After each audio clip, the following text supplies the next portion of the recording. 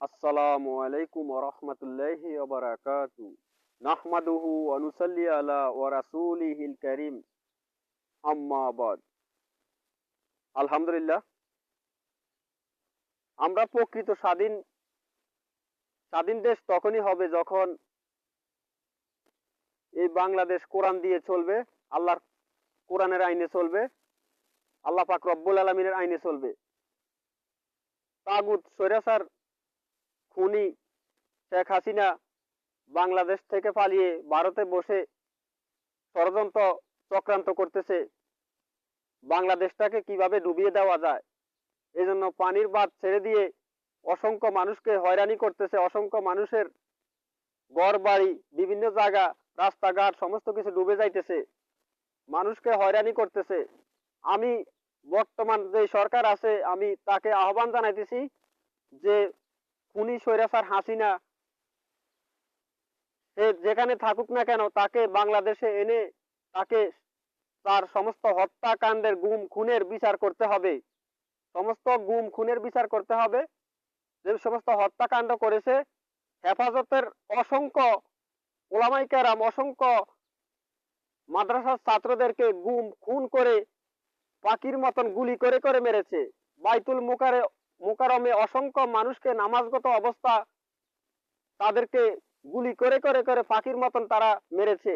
Helicopter দিয়ে অসংখ্য আলেম ওলামাদেরকে অসংখ্য বিরোধী দলের নেতা নেত্রীকে অসংখ্য মানুষকে যেভাবে পাখির মতন গুলি করে করে মেরেছে, আমি এই সমস্ত হত্যাকাণ্ডের বিচার চাই। 2009 সালে সেনা প্রধান আর্মিদেরকে হত্যা করেছে, এই হত্যাকাণ্ডের বিচার করতে হবে। 14 আগস্ট আল্লামা দেলোয়ার হোসেন সাঈদী হাফিজুল্লাহকে চিরতরে শহীদ করে হত্যা করেছে ডক্টর মোস্তফা জামালকে দিয়ে, এই সমস্ত হত্যাকাণ্ডের বিচার করতে হবে। অসংখ্য আলেম ওলামাদেরকে জুলুম নির্যাতন করে তাদেরকে হয়রানি করা হয়েছে, আমি এই সমস্ত হত্যাকাণ্ডের বিচার চাই। এই সমস্ত হত্যাকাণ্ডের বিচার করতে হবে। মানুষকে হয়রানি, মানুষের উপর জুলুম অত্যাচার, তারা 16 বছর ধরে কারখানা বানিয়ে তুলেছে।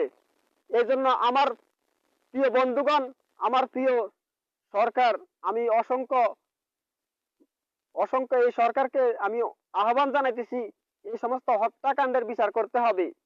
যত জুলুম নির্যাতন হয়েছে, যত মানুষকে হয়রানি করেছে, আয়নাঘর বানিয়ে বানিয়ে অসংখ্য মানুষকে হত্যা করেছে গুম খুন করে করে, তারা তাদের কোনো কথা বলার কোনো অধিকার ছিল না, তাদের কোনো কথা বলার কোনো অধিকার ছিল না, তাদেরকে কথা বলতে দেওয়া হয়নি। অসংখ্য আলেম ওলামাদের কণ্ঠ চেপে ধরেছিল এই স্বৈরাচার তাগুত শেখ হাসিনা। একে বাংলাদেশে এনে নিয়ে সমস্ত হত্যাকাণ্ডের বিচার করতে হবে, সমস্ত হত্যাকাণ্ডের বিচার করতে হবে একে বাংলাদেশে এনে। আমি বর্তমান সরকারকে আহ্বান জানাইতেছি, আপনি এই স্বৈরাচার খুনি শেখ হাসিনাকে এনে বাংলাদেশে তাকে ফাঁসিতে ঝুলিয়ে দিন, বাইতুল মোকাররমে এনে তাকে ফাঁসিতে ঝুলিয়ে দিন। আর কোন স্বৈরাচার জালেম শাসক যেন এই পৃথিবীতে যেন না আসতে পারে। এই জন্য আমার প্রিয় বন্ধুগণ, আমার প্রিয় মুসলমানেরা, আমার প্রিয় সরকার, আমি আপনাকে আহ্বান জানাইতেছি, আমি ডক্টর ইউনূসকে শ্রদ্ধাভাবে আমি বলতেছি, আপনি খুনি স্বৈরাচার শেখ হাসিনাকে এনে ফাঁসিতে ঝুলিয়ে দিন বাইতুল মোকাররমের সামনে।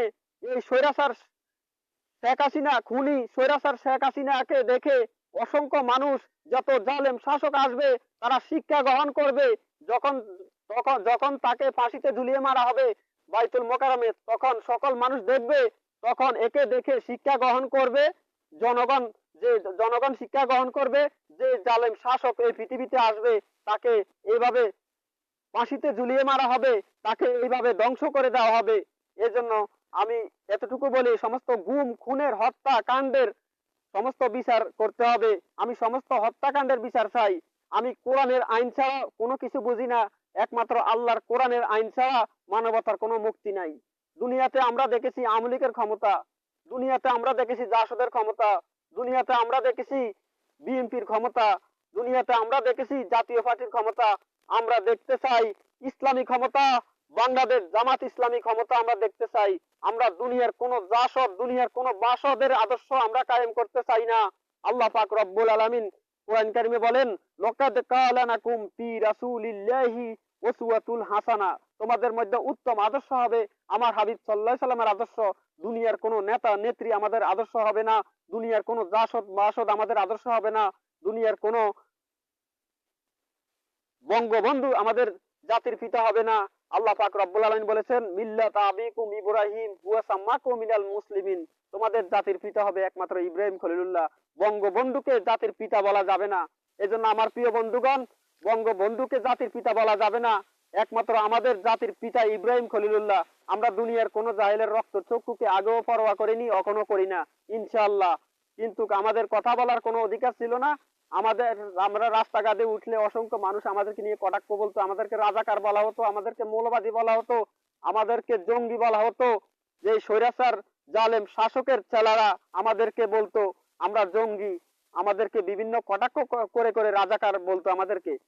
এজন্য আমার প্রিয় বন্ধুগণ, এ বলে সংক্ষিপ্ত এই সমস্ত যে হত্যাকাণ্ড করেছে, যে হত্যাকাণ্ডের গুলি, এই সমস্ত হত্যাকাণ্ডের বিচার আমি চাই, এই সমস্ত হত্যাকাণ্ডের বিচার করতে হবে।